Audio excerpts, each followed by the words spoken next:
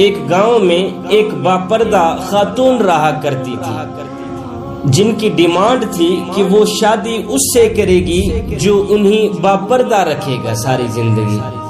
تو ایک نوجوان اس شرط پر نکاح کے لیے رضامند ہو گیا کہ میں اس کو ساری زندگی باپردہ رکھوں گا۔ خیر دونوں کی شادی ہو گئی۔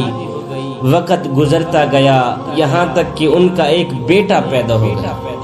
ایک دن شوہر کہنے لگا، میاں میں سارا دن کھیتوں میں کام کرتا ہوں، کھانے کے لیے مجھے گھر آنا پڑتا ہے، جس سے وقت ضائع ہوتا ہے، لہذا تم مجھے کھانا کھیتوں میں ہی پہنچا دیا کرو۔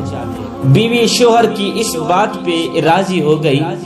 وقت گزرتے گزرتے ایک اور بیٹا بھی اللہ پاک نے عطا کر دیا، جس پر شوہر نے کہا اب گزارا مشکل ہے، تم ہی میرے ساتھ کھیتوں میں ہاتھ بٹانا پڑے گا۔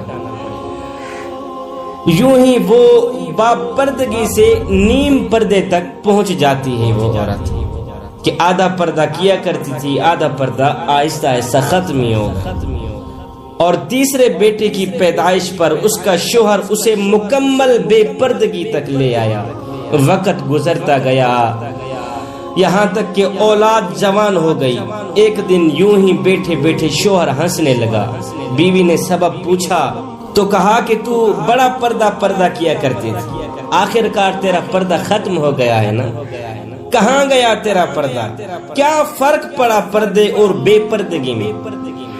زندگی تو اب بھی اسی طرح گزر رہی ہے۔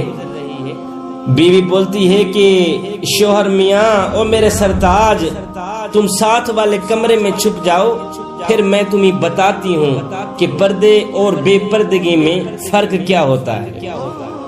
شوہر کمرے میں چھپ گیا۔ عورت اپنے بال بکھیر کر رونا شروع کر دیتی۔ پہلے بڑا بیٹا آتا ہے، رونے کا سبب پوچھتا ہے تو ماں کہتی ہے تیرے باپ نے مجھے مارا ہے۔ بڑے بیٹے نے ماں کو سمجھایا کہ اگر ابو نے آپ کو مارا ہے تو محبت بھی تو آپ سے کرتا ہے نا، تیرا خیال بھی تو کرتا ہے نا، تیرے ساتھ محبت پیار کرتا نہیں۔ خیر بڑا بیٹا سمجھا بجھا کے چلا جاتا ہے۔ عورت پھر سے رونے کی ایکٹنگ کرتی ہے تو بڑے سے چھوٹا بیٹا آیا، رونے کی وجہ پوچھی تو ماں نے کہا کہ تیرے باپ نے مجھے مارا ہے۔ بیٹا غصے سے باپ کو برا بھلا تو کہتا ہے لیکن پھر بھی ماں کو سمجھا کر چلا جاتا ہے۔ اب عورت یہی ڈرامہ چھوٹے بیٹے کے سامنے کرتی ہے۔